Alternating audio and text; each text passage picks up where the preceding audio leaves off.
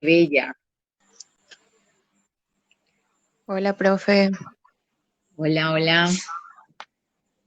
Uf, me cuesta un montón este tema de la tecnología.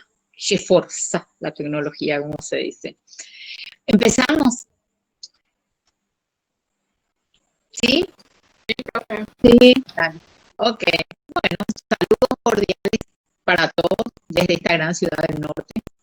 Como sabrán, yo vivo en Concepción. Estamos un poco ajetreaditos estas últimas semanas por acá. Eh, pero en fin, aquí estamos. Yo viajaba todos los viernes tempranito, ya me preparaba para irme a Asunción y, ay, me quejaba, porque llevo un buen tiempo haciendo esos viajes, ¿verdad? Y me quejaba y decía, ay, ay, ay, ya tengo que viajar ya otra vez. Pues bien, para que vean que el hombre es un ser insatisfecho consigo mismo, hoy digo, ¿cuándo pico va a pasar esta pandemia para poder viajar? Así es, chicas y chicos.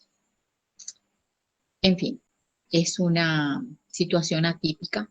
Yo pido disculpas por el tema del ingreso a la página y todo esto, porque estoy descubriendo. Hoy descubrí la campanita, hoy le respondí a Carmen y le respondí a un joven unas preguntas que hicieron hace un mes. No me había percatado de que existía una campanita. Eh, y bueno, es tan atípico todo esto porque pasa que nosotros somos una carrera presencial y existen las carreras y los cursos virtuales, ¿no? Pero nada, esto es presencial y hacer virtual lo presencial así de golpe cuesta, no es fácil. Pero bueno, ayornémonos y vayamos para adelante, jóvenes. Yo les doy la bienvenida a esto que llamo una una reuclavid, porque junté reunión de clases modo COVID, una reuclavid. Sean bienvenidos a nuestra primera reuclavid.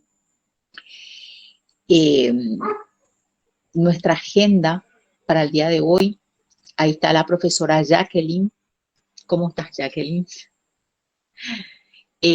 Quiero pedirte que vos me ayudes porque Sí. la agenda sería hacer brevísima, eh, brevísimo cierre, digamos, de la unidad uno, aclarar algunas dudas, responder a preguntas que ustedes tengan y esa sería la agenda del día de hoy. No sé cómo es la cuestión, administran, pedirían la palabra o ya vamos, no sé si alguien quiere decir algo, Jacqueline, o ya vamos directamente a nuestro cierre, digamos, de unidad 1. Como tú quieras, profe. Decime cuál es el PowerPoint que querés o si necesitas alguna herramienta, algo que te ayude a lo que vas a comentar. Bueno, y lo ideal sería que sí, alguien que quiera, a ver, ¿quién administra? ¿Alguien quiere decir algo, por favor?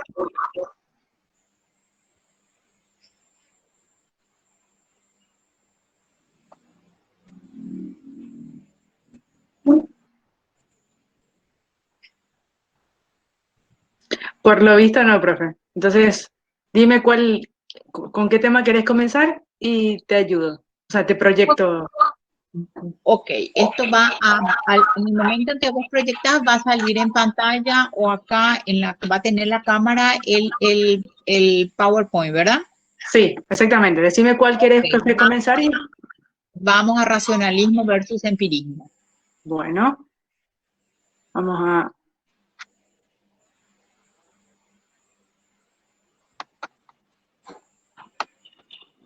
A ver si yo veo esto. Wait a moment. Que lo tengo abierto, sí, tengo racionalismo versus empirismo, lo tengo. Ok, Ya.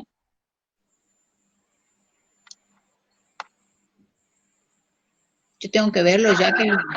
Sí, wait a moment, profe. Voy a sacar todo lo que tengo abierto de todas las cosas y solamente me aparecen 3 opciones. Voy a sacar y ahora sí solamente me aparece.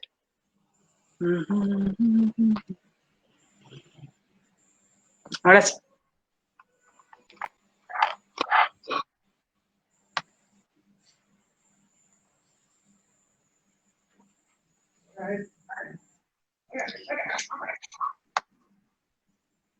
No lo veo, Jackie. ¿No? No. Dice que está compartiendo. Ahí está. No. Recién.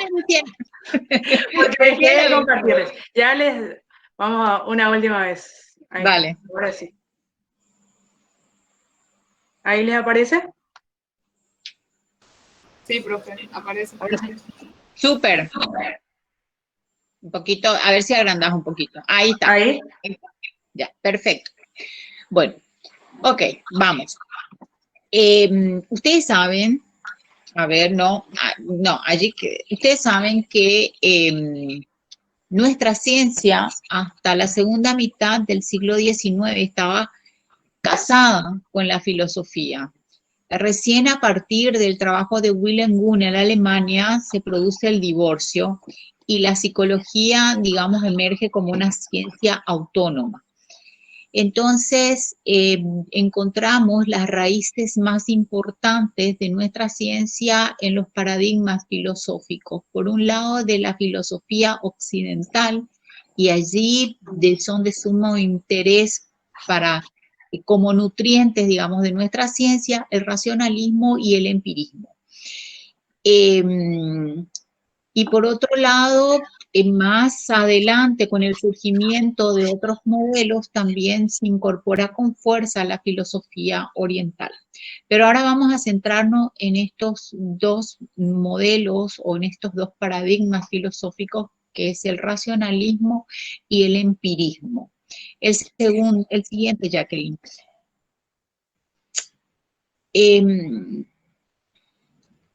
A ver un poquito.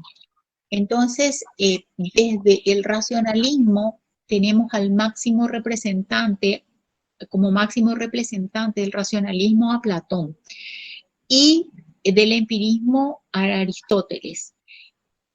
Ambos coinciden que el hombre es capaz de llegar al conocimiento de la verdad.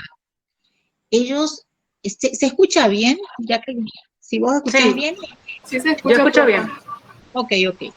Entonces, nada, Platón y Aristóteles sostienen que el hombre puede llegar al conocimiento de la verdad, puede llegar a conocer el ser. Lo que difieren es que desde el racionalismo Platón plantea que a través de la razón únicamente se puede llegar a la verdad. Es el único medio para alcanzar la verdad. Sin embargo, Aristóteles dice que no es a través de la razón, que es a través de la experiencia que el hombre va a llegar a la verdad. Esto, digamos, como les decía, son lo que sustenta nuestra ciencia, y no solamente la nuestra, ¿verdad? Toda la ciencia, ustedes saben, la filosofía es la ciencia madre, todo se inicia en la filosofía, y seguro nada, después de ver la película que les invitamos a ver desde esta cátedra, qué rayos o qué diablos sabemos, vemos que finalmente todo otra vez termina en la filosofía. El hombre hasta ahora no ha encontrado, no ha llegado a la verdad, no ha descubierto aún el ser desde lo filosófico, ¿verdad? Sobre todo con el planteamiento que hacen estos científicos de encontrar cuestiones inexplicables desde la física cuántica, ¿verdad? Entonces, se responde a través de qué? Se responde a través de la filosofía. Y nuestra ciencia no está ajena a eso, aún, y aún más aún porque el objeto de estudio es el ser humano mismo. Es el mismo que quiere ir alcanzando la verdad del mismo. ¿Se entiende? Bueno, vayamos a la siguiente. Ahí tenemos Platón y Aristóteles. Aristóteles, discípulo de Platón, que le plantean en algún momento, pues, ¿cómo propones algo en oposición a lo que decía tu maestro? Entonces Aristóteles le dijo, Platón es mi amigo, es mi maestro, pero yo soy más amigo de la verdad. El siguiente, Jacqueline.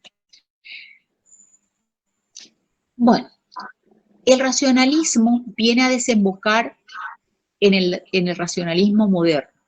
Y allí tenemos un exponente sumamente importante para nuestra ciencia, es René Descartes.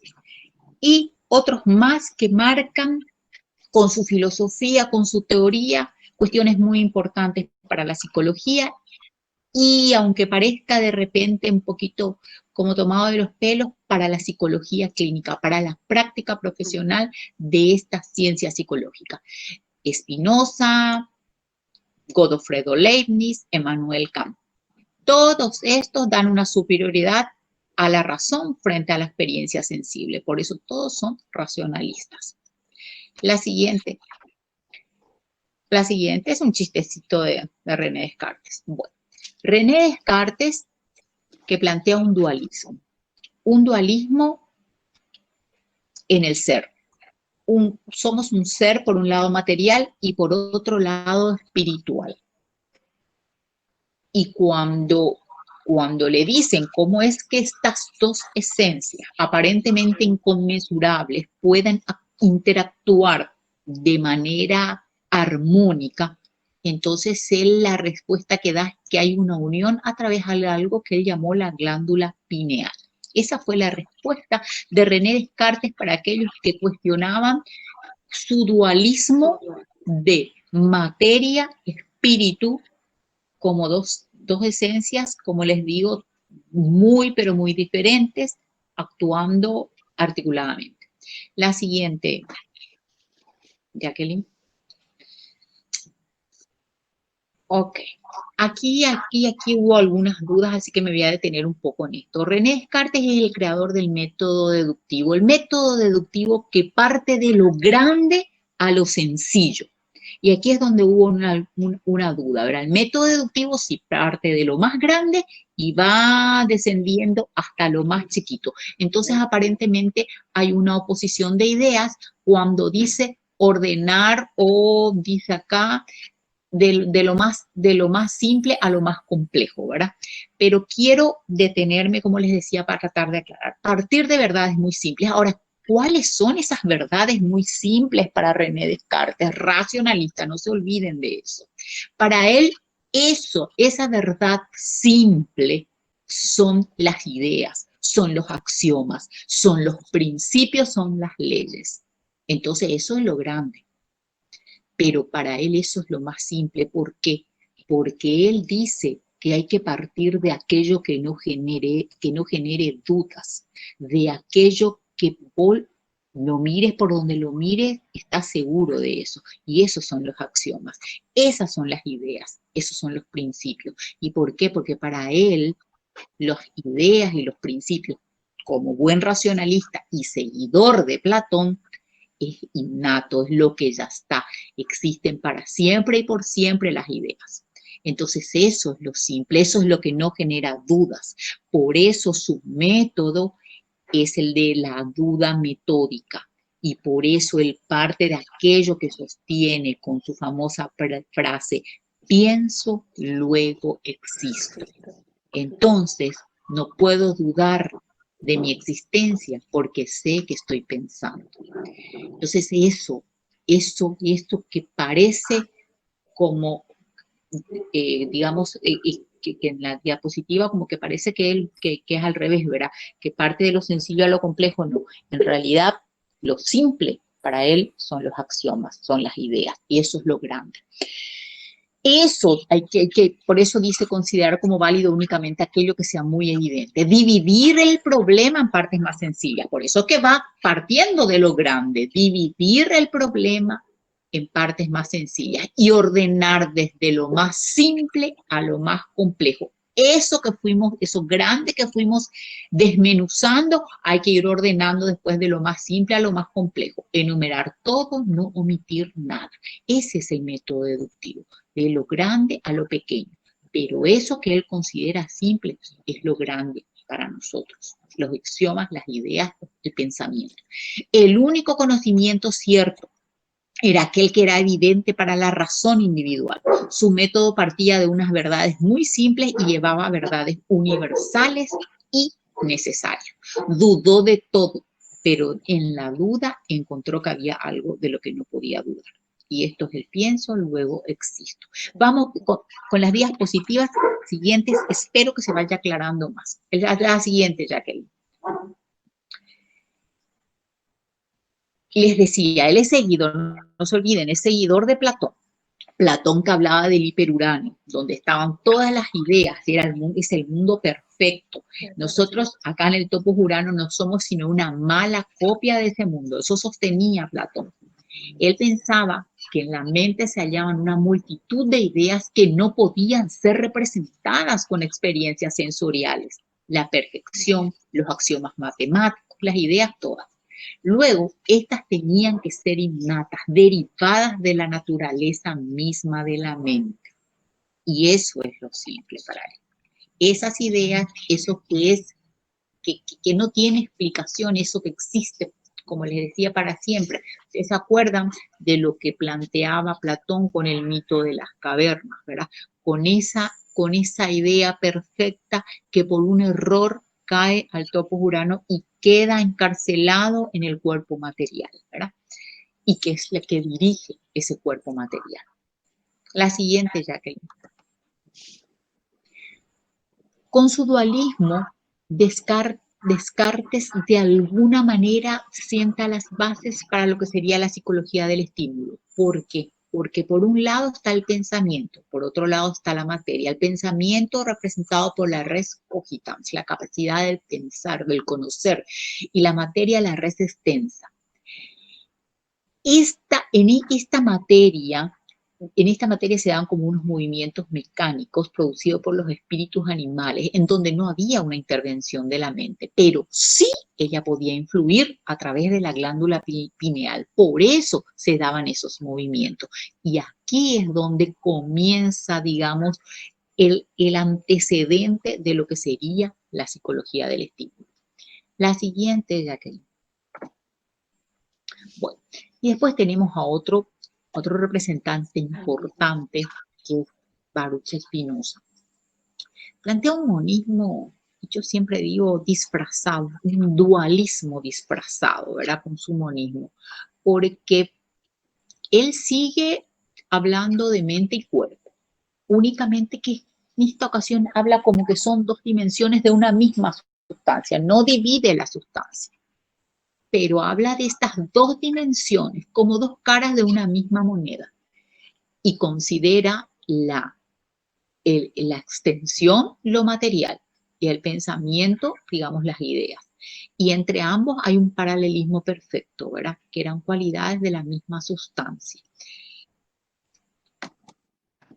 Spinoza. ¿Y por qué? Allí. ¿Y por qué les decía que estos son los que van, estos a mí me parece que son, con sus filosofías van dejando huellas interesantes en nuestra ciencia? Y les decía al principio que inclusive para nuestra labor cotidiana. Por eso, de repente, vamos a preguntarnos, pero racionalismo, empirismo, psicología clínica, como que parece como una pérdida de tiempo. Pasa que nosotros nos vamos a ser simples técnicos del comportamiento humano. Nosotros somos científicos del comportamiento humano, porque el comportamiento humano tiene demasiadas aristas. Es esto que es lo que habla Baruch Spinoza. Son dos dimensiones, tenemos que trabajar con dos dimensiones de una misma sustancia. Y esa interacción entre mente y cuerpo se da en el ser humano, y ese ser humano es nuestro sujeto de estudio, ese ser humano es nuestro sujeto de atención. Entonces tenemos que conocer y saber de estas posturas filosóficas, porque esto puede marcar el norte de nuestro trabajo en consultorio. No se olviden de esto, gente. Yo sé que hay en otras universidades, en otros centros de estudios universitarios, estudios superiores, en donde se enfatiza mucho la práctica profesional y hay un desprendimiento de este contenido filosófico o de la raíz de nuestra ciencia. Y está muy bien, genial, pero yo les digo que a la hora de hacer un trabajo clínico serio, el conocer y el situarme frente a ese usuario como un técnico o como un científico de la conducta, va a marcar la diferencia entre ser un muy buen profesional o ser un profesional que está entrando dentro de la excelencia. Un excelente profesional o un muy buen profesional. ¿Ok? Sigamos. Leibniz. Avancemos. Este es Godofredo Leibniz con su cabellera allí. Bueno, Leibniz ya no habla de un dualismo, mucho menos de un monismo, habla de un pluralismo en el que las unidades últimas del universo eran de naturaleza psíquica. Y a esas unidades últimas del universo él les llamó mónadas.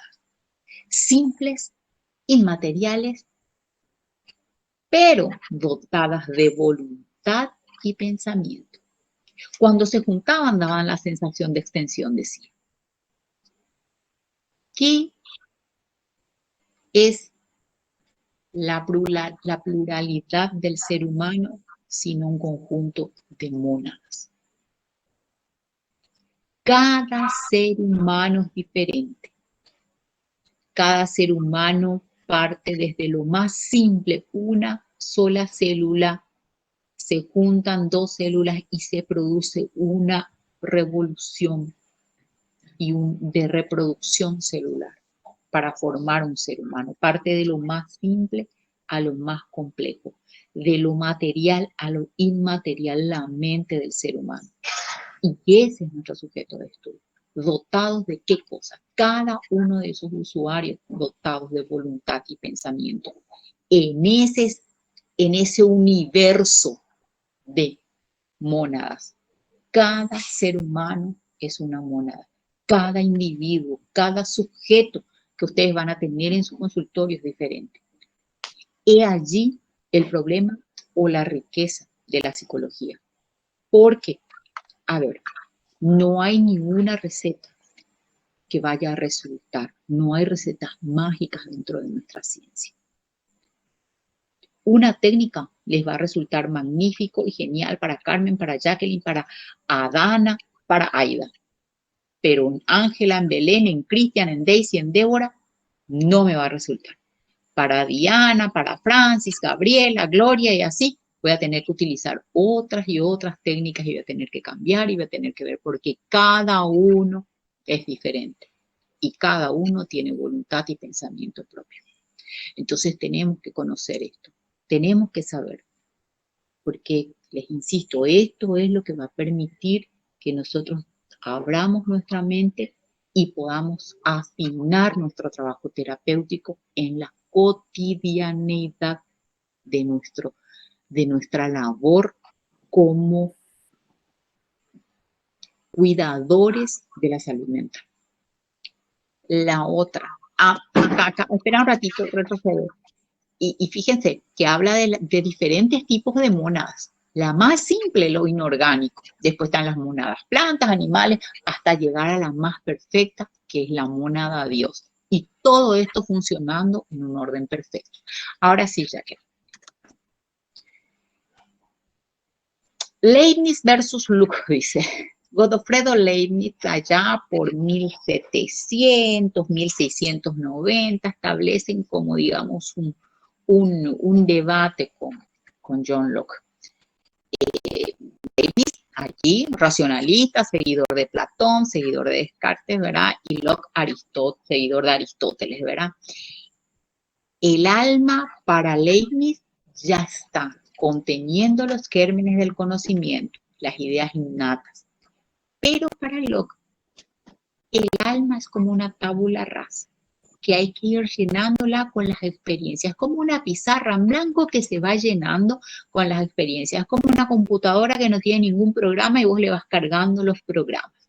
Esto es para John Locke, empirista. La experiencia sensible es lo que nos va a permitir llegar al conocimiento.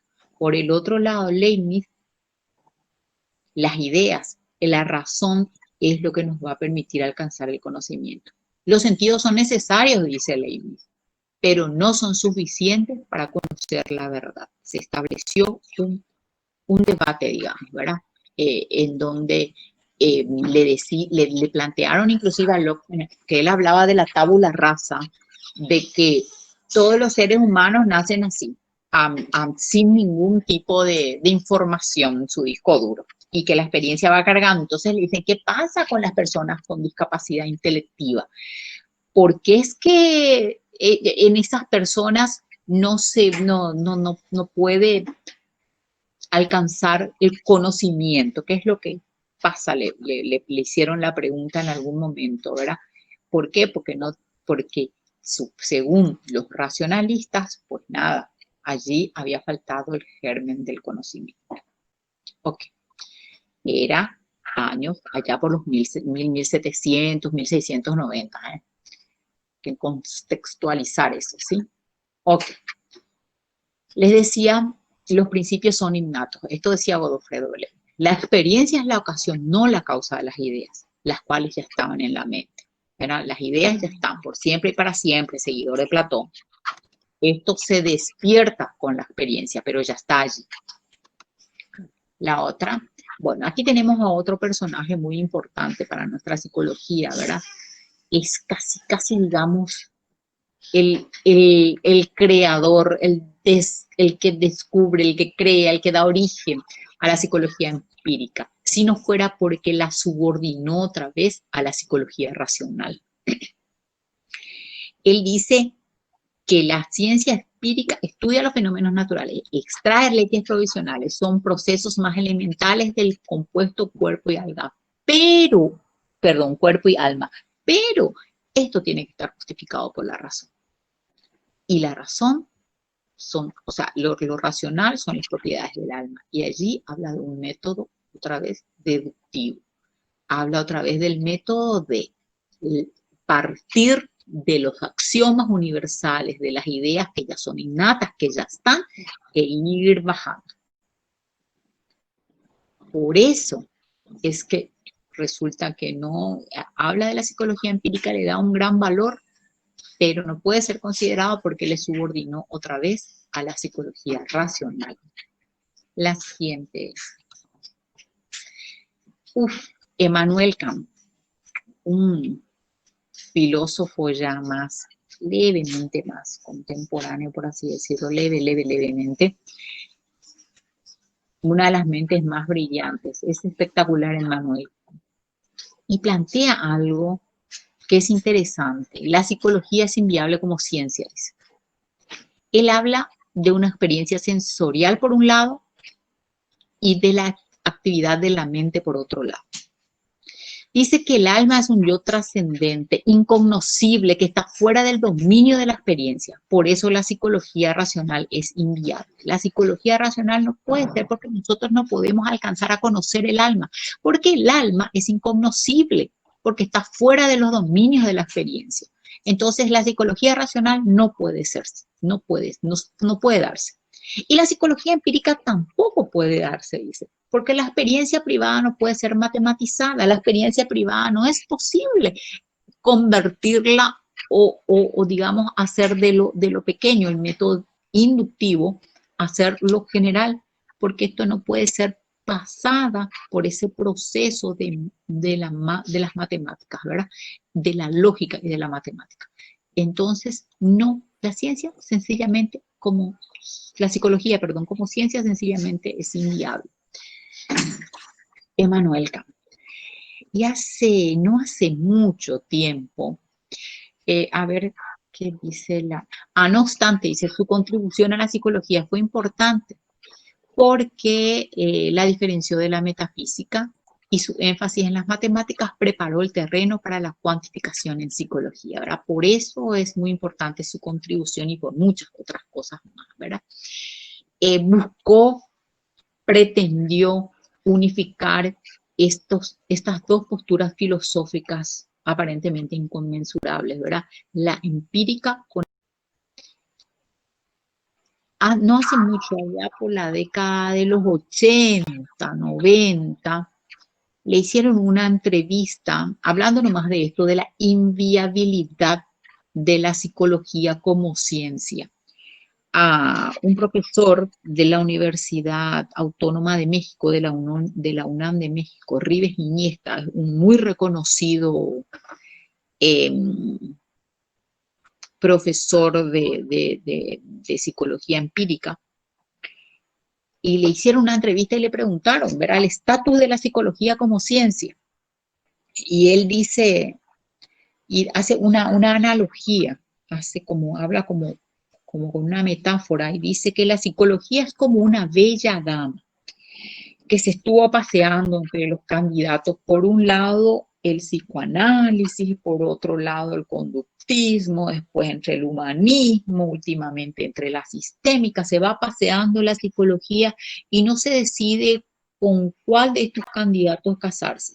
Entonces, dice Ribes Iniesta, que cada uno de estos candidatos se va a cansar, se va a ir, el psicoanálisis se va a ir con su ciencia del inconsciente, el conductismo se va a ir con su ciencia de la conducta, el humanismo se va a ir con su ciencia de la con su ciencia del sí mismo, ¿verdad? Y así, y los candidatos le van a dejar y la psicología va a morir soltera, va a quedar vieja y soltera y sola, solterona, dice Ribes Iniesta, ¿verdad? ¿Qué es más viable? Dice Ribes Iniesta, que la psicología sea una ciencia puente, ¿verdad? Entonces, fíjense ustedes que Manuel Kant planteaba esto y seguimos nosotros dando vueltas para poder consolidar nuestro estatus científico. Ok, avancemos. Muy bien, y aquí vamos a entrar ya dentro del campo del empirismo. Francis Bacon. Francis Bacon, que es el creador del método inductivo, sienta las bases del empirismo británico y habla de que la experiencia es la única maestra en las cuestiones intelectuales. Francis Bacon, el trabajo de él es brillante. Y si nosotros actuamos como científicos siguiendo a Francis Bacon, tenemos gran parte del trabajo o de la tarea con cada uno de nuestros usuarios hechos, ¿verdad? Lo primero que él plantea,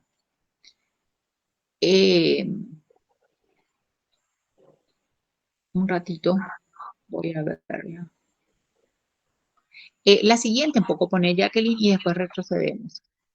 Ahí está. Es el creador del método inductivo y dio mucha importancia al método experimental. El científico no debía contentarse con la observación de un hecho particular, decía, debía repetir las observaciones en condiciones distintas y llegar al conocimiento de la naturaleza del hecho que estaba estudiando. Repetir la observación, observar una vez y registrar, observar 2 veces y registrar, observar 10 veces y registrar y registrar. O sea, el punto de partida era la observación de ese hecho particular, ¿verdad? Ahora la anterior, y para esa observación era necesario desprendernos de las fuentes de error, decía él, ¿verdad? ¿Y cuáles eran las fuentes de error? Las ídolas. Esas ídolas que son los prejuicios. Hay que desprenderse, como a la hora que yo quiero hacer ciencia, yo tengo que limpiar el terreno. No puedo empezar a construir si no limpio el terreno. Yo no puedo empezar a trabajar en mi consultorio si yo estoy con fuertes prejuicios que influyen en mi pensamiento y en mi conducta. El psicólogo tiene que estar libre de prejuicios. El psicólogo tiene que y necesita desprenderse de todas sus ídolas. Los ídolos o ídolas de la caverna, los ídolos de la tribu, 4 identificó él. Los ídolos del mercado y los ídolos del teatro, las ídolas teatri, los ídolos del teatro, ¿verdad? Entonces, estos son prejuicios que nos vienen, por un lado, del grupo en el cual pertenecemos, prejuicios que nos llegan por los medios de comunicación, prejuicios que nos llegan por las experiencias que hemos tenido, ¿verdad? Y estas son las cuestiones que nosotros tenemos que necesariamente sacar, limpiar el terreno para hacer ciencia. Si no lo puedo hacer, pues allí está la cuestión ética que ustedes ya estuvieron también viendo, derivar, ¿verdad? No puedo yo sentarme a atender a una persona que me viene con una tendencia sexual diferente y resulta ser que yo soy homofóbica. soy homofóbica y trabajé y no pude liberarme de ello y tengo enfrente a una persona homosexual. Y nada, voy a tener que derivar, porque si no le voy a hacer daño. Hoy mi ciencia a mí me dice que eso no es un trastorno. Hoy mi ciencia a mí me dice que esa es una opción de vida. Entonces, voy a ir en contra de la ciencia. Bien, avancemos y ahí estamos, con John Locke, que ya habíamos hecho una mención. La única fuente de conocimiento para él es la observación de los fenómenos y cómo se presentan los sentidos. Combatió la doctrina de las ideas innatas. Lo de las ideas, por más complejas y abstractas, decía él, hunden sus raíces en la experiencia sensible. Las experiencias externas que nos llegan a través de los sentidos externos, a través de las ideas de sensación. O sea, se generan las ideas de sensación y a través de los sentidos internos se generan las ideas de reflexión. La siguiente. Él en su obra lo contrapone las ideas simples dadas pasivamente al conocimiento. Es como que las ideas que ya como que se van instalando en nuestro sistema neurológico. Esas ideas simples se asocian y se forman las ideas más complejas. Pero para esta asociación ya tiene que haber una actividad de la mente. Entonces están las ideas simples que se instalan por una experiencia simple, como les digo, se asocian estas por la actividad ya de la mente y surgen las ideas más complejas, ¿verdad? Después estas se asocian otra vez, están las ideas de relación y finalmente las ideas generales. ¿Ok? Bueno, muy bien. El siguiente. Ok, hasta ahí llegamos. La anterior nomás. Porque aquí ya entramos dentro de lo que es, digamos, la contribución de la filosofía oriental con el paradigma holístico a nuestra ciencia, ¿verdad? No sé si alguien quiere hasta acá hacer alguna pregunta o vamos nomás.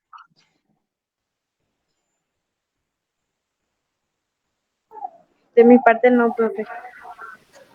¿Está todo claro? Profe, Sí, te escucho, Carmen.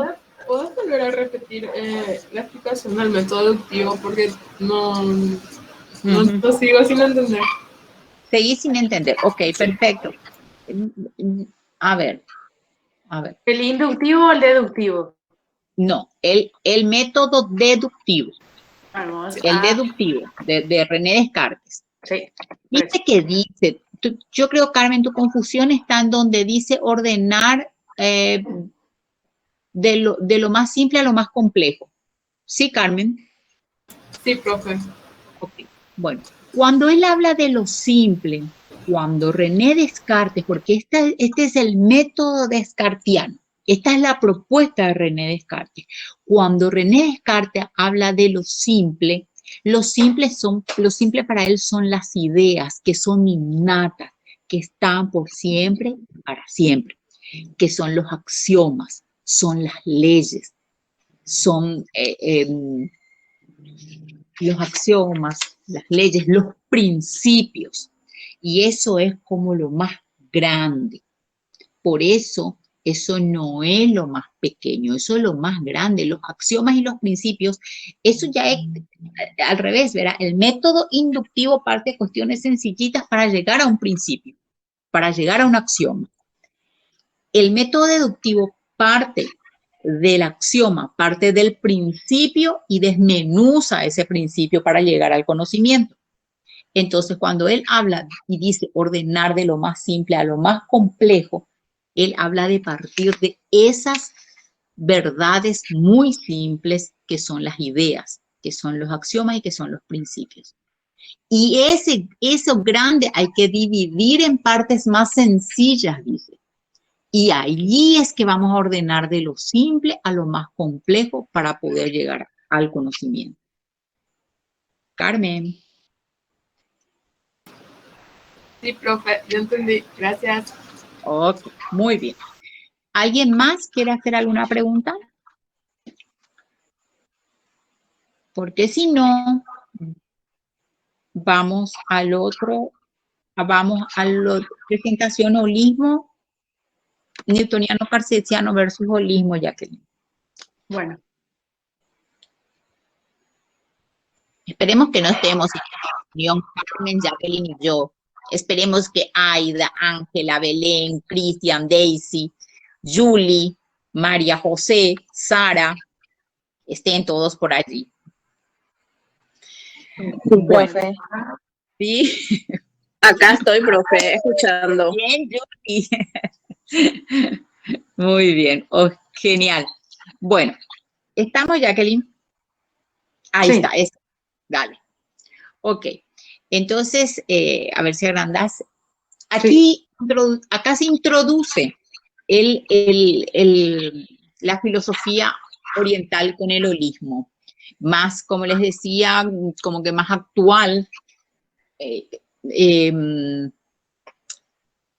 el sentido de que es la escuela gestáltica, la psicología transpersonal, la psicología espiritual, son las psicologías que hacen, digamos, o que incorporan parte de lo que es la filosofía oriental. Y ustedes van a ver la siguiente, aquí un paralelismo entre la propuesta del paradigma newtoniano cartesiano y la propuesta del holismo, ¿verdad? Ve ustedes la muerte, voy a leer rápidamente por una cuestión de tiempo. Ahora, la muerte es el final, termina la vida, si sobreviene la muerte, el profesional. Perdón, ¿dónde estoy? Espera un momentito. Me voy a ir donde está Jacqueline. Ahí.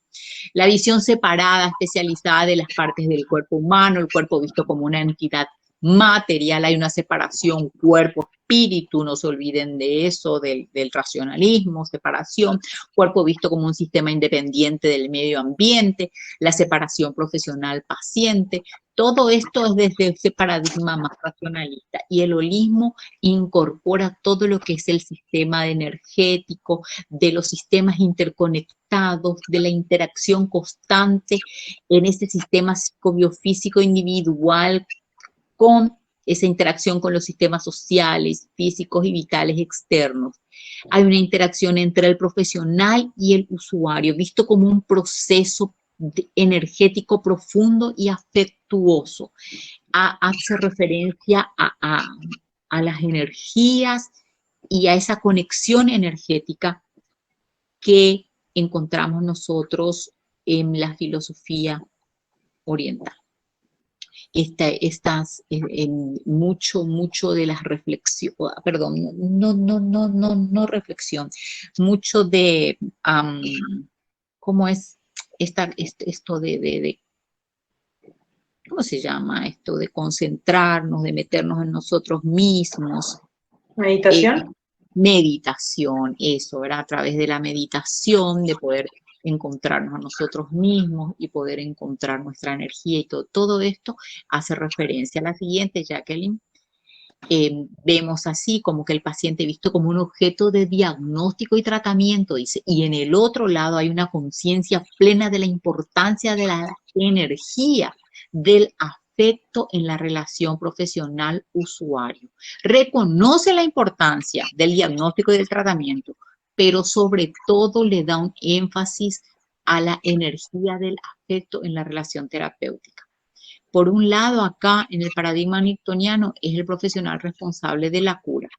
Y en el otro lado, esa restauración del equilibrio no habla de cura, habla de la restauración del equilibrio.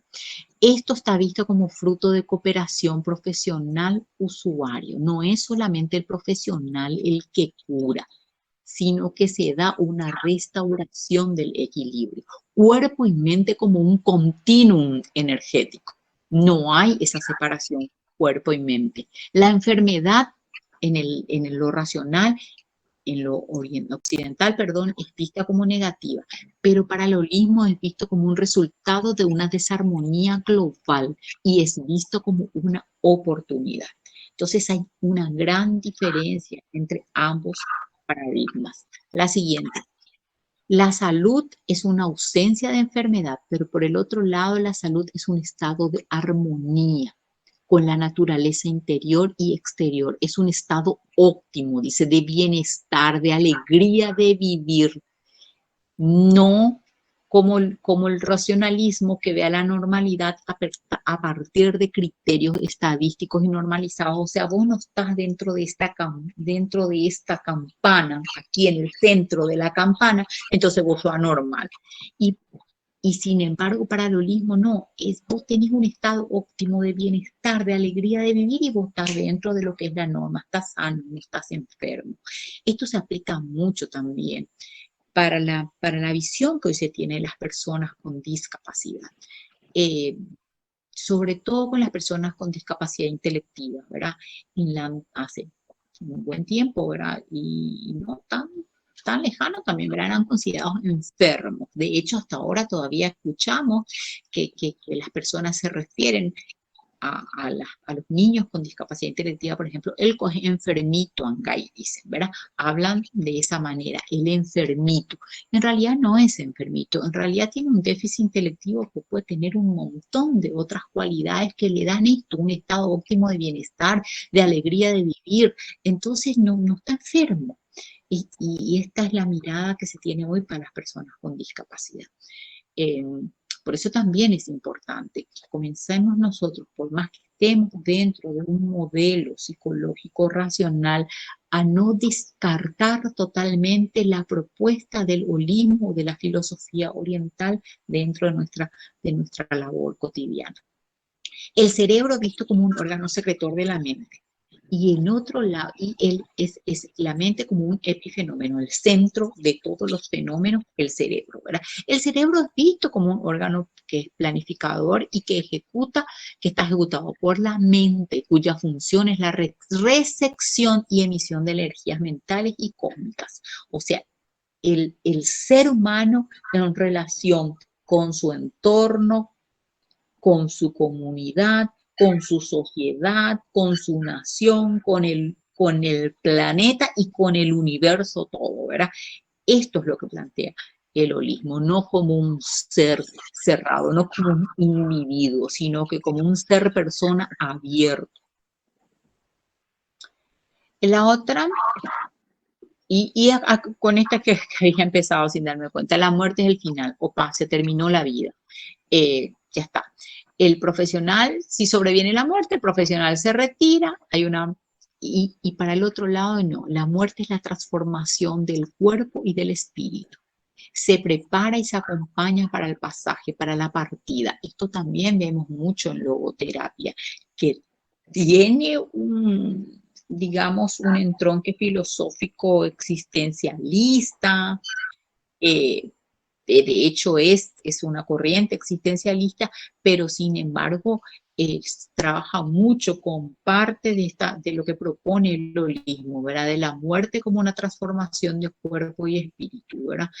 Del pasaje, de preparar el pasaje y del trabajo en equipo interdisciplinario, involucrando a la persona y a la familia, de sostener y estar al final, sobre todo también los terapeutas creo que se llaman oncoterapeutas o algo así, ¿verdad? Los que trabajan con las personas que están con enfermedades terminales. ¿Te va a morir? Me voy. No. Ok, estemos aquí y acompañemos ese pasaje.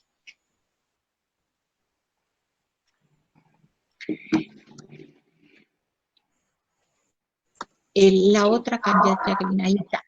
Estrés es la causa o consecuencia de la enfermedad. Pero para el otro lado, el estrés es un producto o generación de separaciones, desapegos u odio. El estrés visto como dos caras de una misma moneda. Monismo de Baruch Spinoza. Entonces yo voy a ver el estrés como la causa o consecuencia de la enfermedad, ok, pero también puedo ver el estrés como productor o generación de desapegos, de separaciones o de odio. Dos caras de una misma moneda. Yo, terapeuta, enfoco mi trabajo desde la perspectiva de estos dos paradigmas, porque esto es lo que va a favorecer a ese sujeto que tengo enfrente. Las alteraciones psicosomáticas son imaginarias y reales para un paradigma, para el otro son producidas por la interacción mente-cuerpo-ambiente. Y esto sí que es muy, muy, muy nuestro. Y esto definitivamente hoy ya tiene que pasar para el otro lado, porque tienen, y creo que cada vez se están dando cuenta más los profesionales de la salud que necesariamente hay que atender las dos caras de la misma moneda. Hay que atender. No puedo únicamente atender la salud física y desprenderme de la salud mental. Eh, Así como se propone y cómo se planifica la salud de contratar médicos y médicos y médicos y el contrato de psicólogo, psicólogo y psicólogo no se da, ¿verdad, gente? Nos reducimos a una unidad de salud mental chiquitita y ojo, ni siquiera es una dirección general dentro de la estructura grande del Ministerio de Salud. Es apenas una dirección, así nomás de proyecto, y depende de una dirección general de proyectos y planes, no sé qué. Allí está salud. Imagínense. Este tema ahora, el COVID. El COVID. ¿Quién creen que tiene que estar al frente de la prevención del COVID? ¿Un médico? ¿Qué creen? A ver, les pregunto, gente. A ver, ¿a quién le voy a preguntarle? Francis G. Sí, ¿estás allí? De veras, parece mejor. Liliana Paola. Mi pariente, Luz Caballero. Luz. Luz, ¿estás allí? Hola, profe, sí. Luz. Ah, viste, me tenías que responder, Luz. Decime, ¿qué opinas vos? ¿Quién tiene que estar al frente de esta campaña de prevención del COVID? ¿Un médico o un psicólogo? Y yo creo que tiene que ser de las manos, porque cada uno sabe lo que sabe. La rama Cada uno de sabe cada lo que uno es sabe. De la diferente. mano. De la mano, decir. Sí, Igual de igual. sí. Ok, muy bien. Gracias, Luz. ¿Quién damos? Sara Sosa. Sara, ¿estás allí?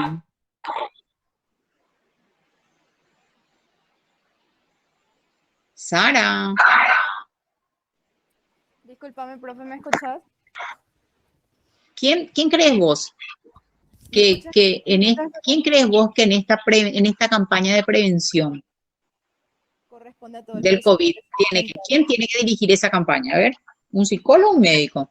para prevención, para la forma de manejarse de vía cotidiana durante el tiempo de cuarentena, la forma de aislamiento y cómo se comportan con los familiares y también en su entorno personal tiene que ser psicólogo. Aquí, También, ahí a lo está. mejor un psiquiatra también, ¿verdad? Sí, es que estamos hablando de otro tipo de dolencia psíquica. Sí, señorita, muchas gracias. No, por favor. Ahí está. Es que si no es de la mano, tiene que estar, porque se trata del comportamiento de las personas. Se trata de tratar de buscar los mecanismos y la forma para que la gente esté motivada en sus casas, para que entiendan y comprendan que su conducta puede ser tremendamente perjudicial, si no para sí mismo, para su entorno cercano, porque quien más, quien menos tiene una persona vulnerable al lado. Entonces, ¿y dónde? Hay psicólogos desde el Ministerio de Salud fuertemente trabajando. ¿Ustedes han visto uno? Yo no. Si ustedes han visto, díganme, por favor. Sí, yo le he visto a fulano tal, he visto psiquiatras, me parece bien, pero no trabajando ahí. He visto psiquiatras que están proponiendo, he visto un montón de psicólogos que proponen cursos, que esto, que aquello. La sociedad de psicología se puso la mochila y fue para adelante, tocó desde allí, desde nuestra central de salud. Allí es donde yo no he visto. Bueno, entonces nada, esto es importante. Estamos, René Descartes, David Spinoza, Leibniz, pluralidad, monismo, mente-cuerpo, dualismo, mente-cuerpo. Esto es el ser humano. Seguimos, Jacqueline. Bueno, la psicología con ciencia puente, les decía que ya se hablaba, ¿verdad? El profesional es considerado como una persona con habilidades racionales, intuitivas, Esto creo que lo último. El profesional es considerado como intelectual, poseedor de las capacidades teóricas y técnicas. Eso es para el racionalismo. Para el holismo, el profesional es considerado como una persona con habilidades racionales e intuitivas que desarrolló las capacidades de los sentimientos y de la inteligencia. De los sentimientos y de la inteligencia. Esa aceptación incondicional de la que habla Carl Rogers, este desarrollo de esa capacidad empática que menciona él de su corriente del sí mismo, de su teoría del sí mismo, está acá. Esto es holismo. Desarrollo de las capacidades de sentimientos e inteligencia. Muy bien. Y después tenemos historia de la psicología. Vamos rápidamente, pero rapidísimo, historia de la psicología, ¿verdad? Que creo que no. Creo que no hay problemas acá porque ya habrán leído. Y nada, ¿verdad? Yo creo que lo importante aquí es rescatar que este señor, no, este señor, Leimer Widmer, Jacqueline, poneme historia de la psicología, ¿sí? Ahí, la otra. Agrandame, Jacqueline, porque no vi. Bueno, espera, yo voy a poner en el mío. Ahí. Y después, acá está. Los primeros psicólogos fueron las personas primitivas porque observaban la naturaleza, porque desarrollaron normas sociales para poder sobrevivir en ese medio adverso en el que ellos estaban, las primeras personas. Después fue avanzando toda la atención de la salud con los egipcios, con los chinos. La medicina primitiva era un esfuerzo para calmar a los dioses, ¿verdad? Por las enfermedades físicas y los desórdenes mentales que eran considerados como posesión demoníaca o una ofensa a alguna deidad, ¿verdad? Esto inclusive se mantiene lastimosamente, pero se mantiene hasta esto de que las enfermedades son posesiones demoníacas, las enfermedades mentales como posesión demoníaca. Esto tendría que haber quedado atrás allá en la Edad Media, pero lastimosamente todavía vemos nosotros reacciones como estas, ¿verdad? En fin, ¿verdad? Y así la psicología, o sea, vamos encontrando personajes. Sí, sigamos, Jacqueline, el siguiente.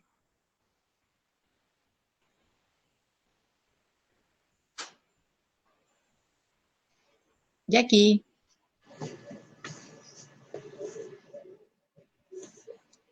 Tenés que habilitar tu edición, compañera.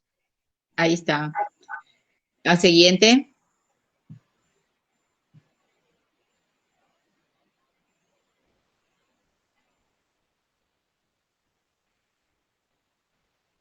El otro.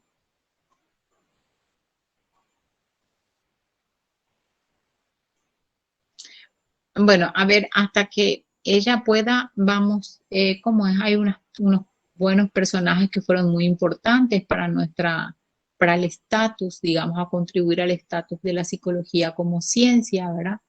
Que se dio un buen avance con la Revolución Francesa, con el florecimiento de las artes, allí se da un cambio interesante, ¿verdad? Con la toma de la Bastilla, con el trabajo de Pinel en Francia y con el trabajo de William Tooke en Inglaterra, en donde ellos introducen cambios significativos a la hora de trabajar con las personas sufrientes mentales. Estos son hitos muy importantes dentro de nuestra psicología y específicamente dentro de la psicología clínica, porque se trataba de eso, de psicología clínica, de la atención de los sufrientes mentales que estaban encadenados, que eran tratados como personas endemoniadas, en situaciones indignas e infrahumanas, ¿verdad? Y estos dos personajes, Pinel en Francia, como les digo, que comienza a generar toda una corriente de un trato más humanitario, y William Tuck en Inglaterra,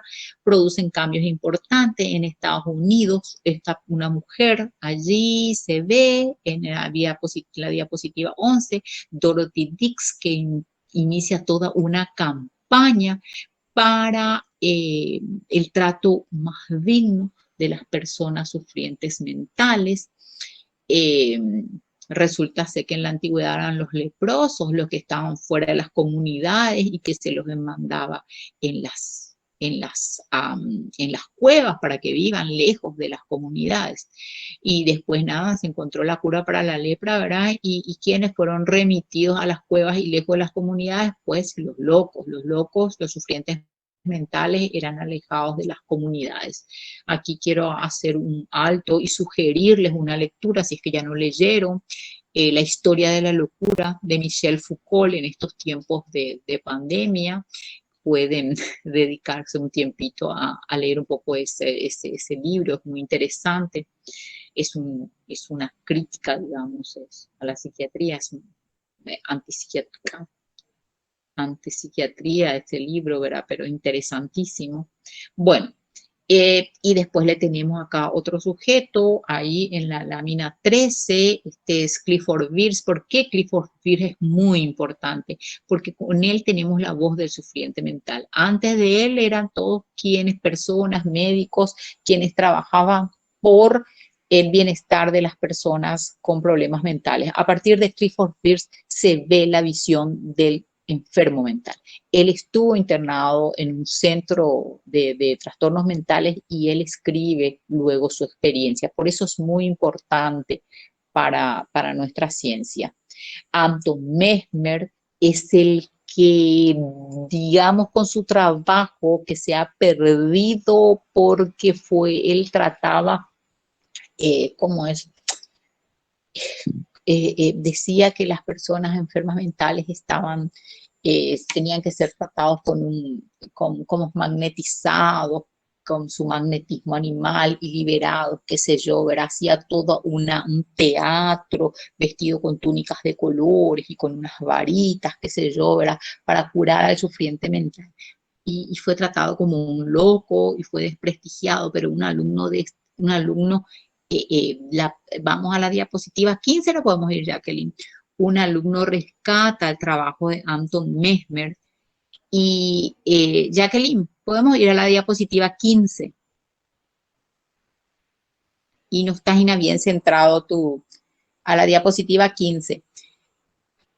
Y fue rescatado su trabajo, entonces allí con él surge ¿por qué es importante el trabajo de él? Porque surge la teoría psicogénica de los trastornos mentales. Antes de él era Kraepelin y era una teoría biológica de los trastornos mentales. A partir de Anton Mesmer, del trabajo que él deja y que uno de sus alumnos rescata finalmente, se instala la teoría psicogénica de los trastornos mentales y se descubre el poder de la sugestión. Y después viene Leimer. ¿Sí? ¿Cómo era su nombre? ¿Anton qué? Anton Mesmer. Gracias. El mesmerismo. Bueno, ustedes todos tienen esta diapositiva. Todos tienen la diapositiva, ¿verdad? Está en el, ¿cómo se llama? En la página esta que tenemos en la facultad. Allí está, Anton Mesmer, ese es. Jacqueline, le pusiste y le sacaste otra vez a Mesmer. Por eso es importante el trabajo de él. Y después le tenemos allí, abajo de Anton Mesmer, en la diapositiva 16, a Leimer Widmer. Leimer Widmer, el padre de la psicología clínica. Muchos le consideran a otros. Él es el padre de la psicología clínica. ¿Qué es lo que él hace?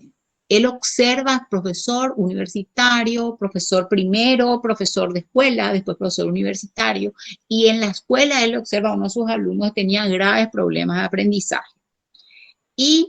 Pero se iba ahí, procurando, Y después le encuentra otra vez en la universidad, al mismo joven. Pero allí ya no pudo. Ahí llegó y chocaba una y otra vez contra el muro, una y otra vez contra el muro. Y esto le llamó la atención. Y a partir de allí, él comienza a hacer un trabajo de tomarlo de la básica, lo de los principios que se trabajaban dentro del laboratorio. Eso es psicología, la ciencia psicológica. Y él, ¿qué es lo que hace? Toma esos principios y los baja y aplica a la gente, pone a disposición de la gente. Hace que esa ciencia pueda ser utilizada para mejorar la calidad de vida de la gente. Esto hace Leitner Whitmer.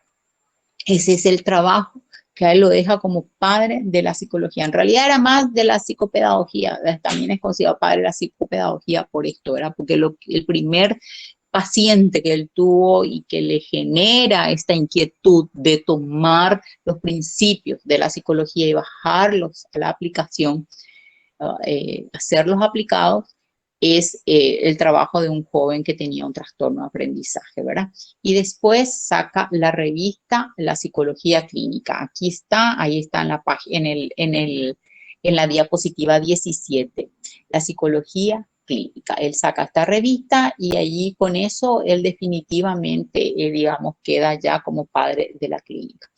Y después algunos hechos que fueron muy importantes para el desarrollo de nuestra ciencia en general y de nuestra disciplina en particular, la Primera Guerra Mundial, la Segunda Guerra Mundial, la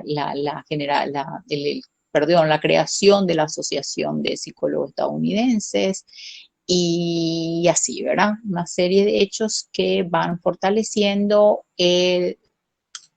la psicología como ciencia y como profesión. Y esto es todo. Preguntas, gente. Si hubieron algunas dudas, espero que se hayan aclarado. ¿Sí? ¿Alguien? ¿Francis? ¿O quién? No. Por mi parte, no, profe. Ok, Belén. Todo claro entonces, para vos, Belén. ¿Sí, Gloria? Hola, Gloria.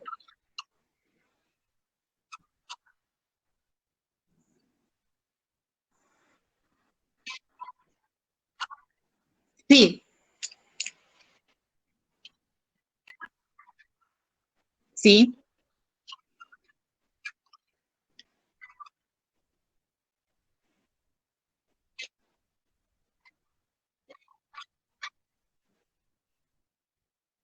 No, no, no, no. El dualismo, el monismo y el pluralismo de Godofredo Leibniz, todos estos son paradigmas de la filosofía racional. Y tanto el racionalismo como el empirismo son de la filosofía occidental, de la filosofía occidental. Digamos, son estas dos filosofías en donde nuestra ciencia hunde sus raíces. Pero por otro lado está el holismo, que es parte de lo que es la filosofía oriental, que se incorpora a nuestra ciencia más adelante, digamos, con los trabajos de Fritz Perls y otros más, ¿verdad? Como la psicología transpersonal, la psicología espiritual y gran parte de lo que es el trabajo de Carl Rogers también, ¿verdad? Pero no, Gloria, son dos filosofías diferentes. Yo creo que ustedes tienen el material de racionalismo versus empirismo por un lado y por otro lado newtoniano cartesiano versus holismo. Están los dos materiales en la plataforma. Ok, entonces le pediría a Gloria que se fije bien en esos dos materiales. Gracias, Francis. ¿Está claro, Gloria? Sí, dale, por favor.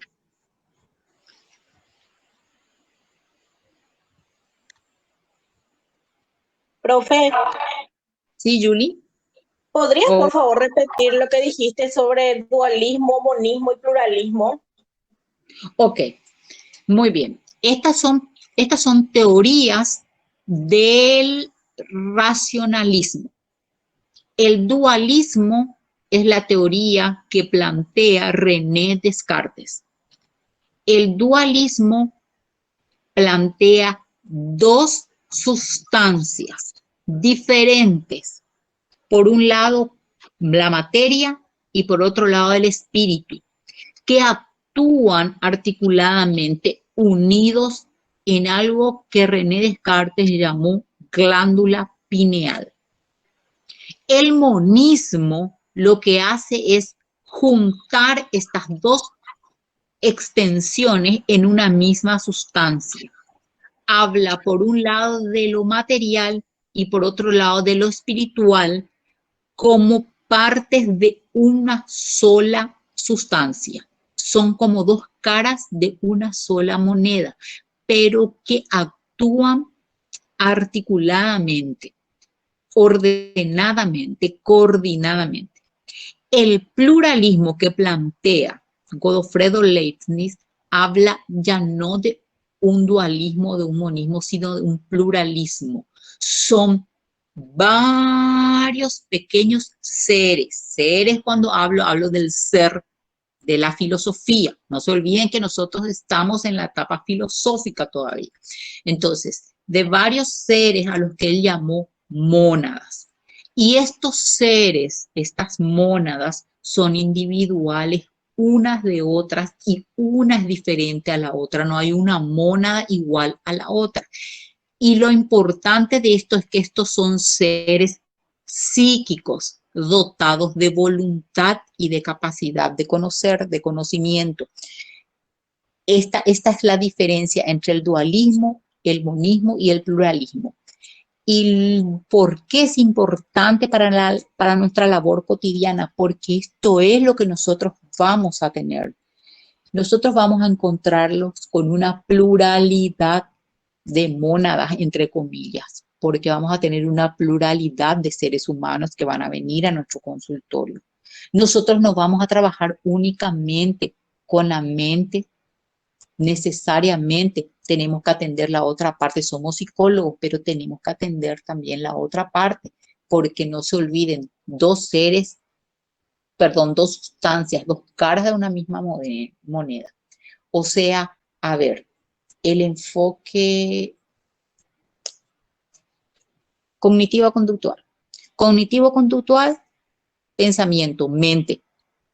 Pero para que yo adquiera la capacidad de modificar mis pensamientos, de primero darme cuenta de cuáles son mis distorsiones cognitivas y poder trocar esas distorsiones cognitivas, yo tengo que sacar todo aquello que me ha generado tanta rabia, tanto enojo, que disparan esos pensamientos negativos.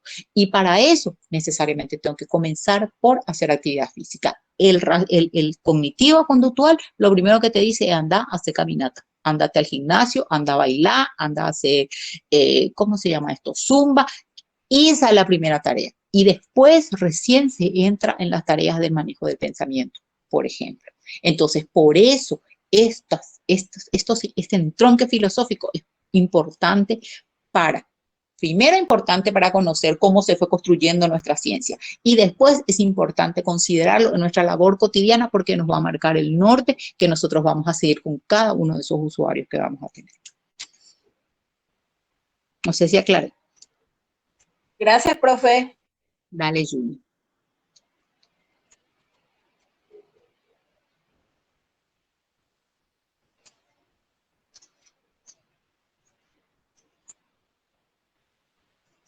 Bueno, si no hay más preguntas, yo quiero proponer lo siguiente. Yo quiero hacer, ahora vamos a habilitar la unidad 2. Entonces, unos pequeños videos explicando la diapositiva para que no estén tan perdidos cuando ven la diapositiva. La idea es que lean su material y después vean la diapositiva en forma conjunta, pero también queremos con Jacqueline armar un video y también alzar eso a la plataforma por un lado. Y por otro lado, No sé si prefieren estas reuniones al inicio de unidad o como estamos haciendo ahora al cierre de cada unidad. A mí me parecía que era mejor que ya vean, lean todo, hagan todas las tareas y después al cerrar, cerramos con una reunión de estas. Porque yo entiendo que ustedes están muy sobrecargados y también nos sugirieron que no hagamos tantas de estas reuniones, ¿verdad? Pero yo quiero tener por lo menos al cierre de cada unidad una reunión con ustedes. Escucho las propuestas de ustedes. Profe Jacqueline, no sé si quieres agregar algo. Para mí sería mejor al final, porque ellos van a leer, van a ver los videos que hagamos, van a consultar toda la bibliografía y entonces ahí van a tener preguntas más específicas que le hayan quedado que si la ponemos al principio, porque al principio, aunque son en la segunda unidad, son teorías que ya tienen que haber dado, ¿sí? Que ya tienen que manejar o al menos entender, pero van a ser más preguntas más básicas que no específicas, profundas para entender, ir más allá. Entonces, preferiría que sería al final, o si tienen algunas dudas, que pidan a mitad, que consulten, que hagan esa devolución en caso de tener muchas dudas, ¿sí? O algo que quieran decir.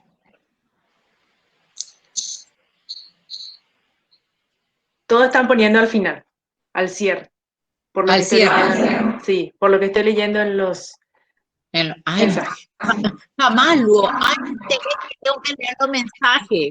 Ay, Dios mío. Por No, eso te ya. dije, profe, que es más fácil desde la computadora. Sí, solamente que cuando yo proyecto la diapositiva no veo nada, porque veo la diapositiva. Pero sí, ahí están poniendo todos al cierre.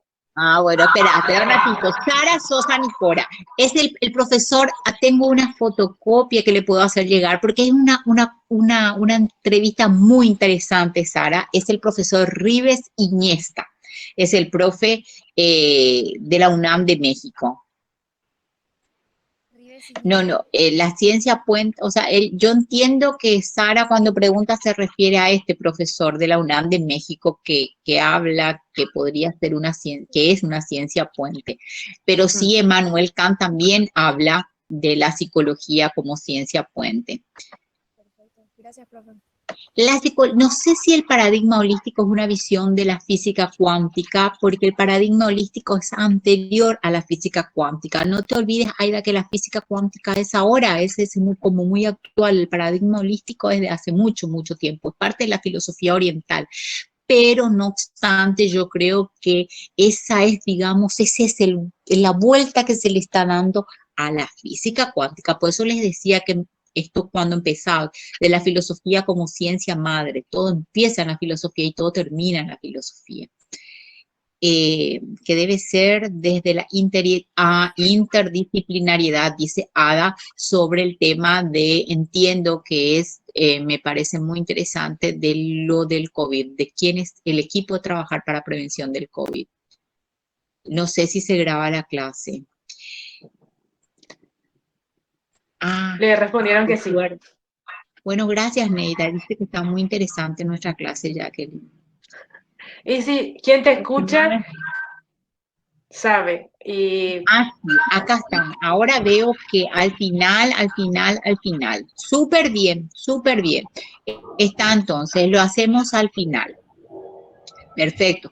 Súper, súper, súper. Entonces marcamos al final de cada unidad, marcamos esta síntesis de toda la unidad. Yo no toqué hoy, fíjense que no toqué la parte de ética porque súper bien, eso sí, ya estuve mirando la participación del foro y me parece súper bien. Todos, a eso estuve respondiendo a todos y me gustó mucho lo que pusieron en alguna parte, ya no recuerdo quién, pero lo de vivir la ética, ¿verdad? No solamente en lo profesional, sino que en nuestra vida misma, eso me gustó mucho. Pusieron otros también, hablaron de la importancia de definitivamente observar estos principios, porque nosotros trabajamos con seres humanos. En alguna PowerPoint yo le puse luego una gallina en el diván de Floyd, ¿verdad? No es eso lo que nosotros hacemos, no tratamos con animales, trabajamos con seres humanos. Entonces, por eso ya no toqué lo de ética, pero me pareció, quiero felicitarles a todos los que hicieron su presentación en el foro súper bien. Hice algunos, comenté, y a otros ya no hice el comentario, pero les felicito.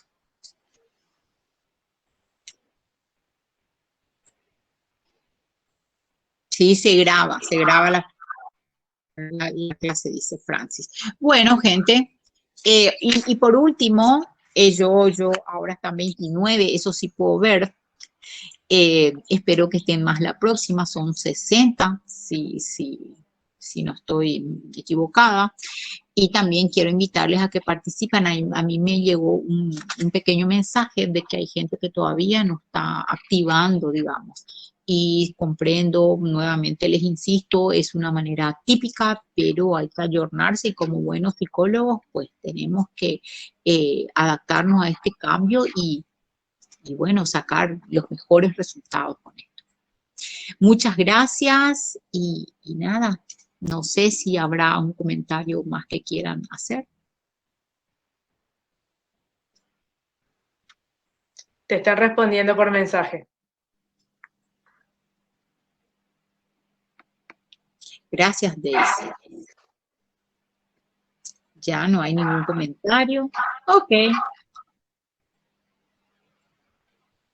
Ok, súper bien. Gracias a todos. Un abrazo. Nos vemos. Gracias, profe. Buenas noches. Gracias a vos, Carmen. Súper, súper bien. Chao, chao. Chao, chao. Gracias, profe.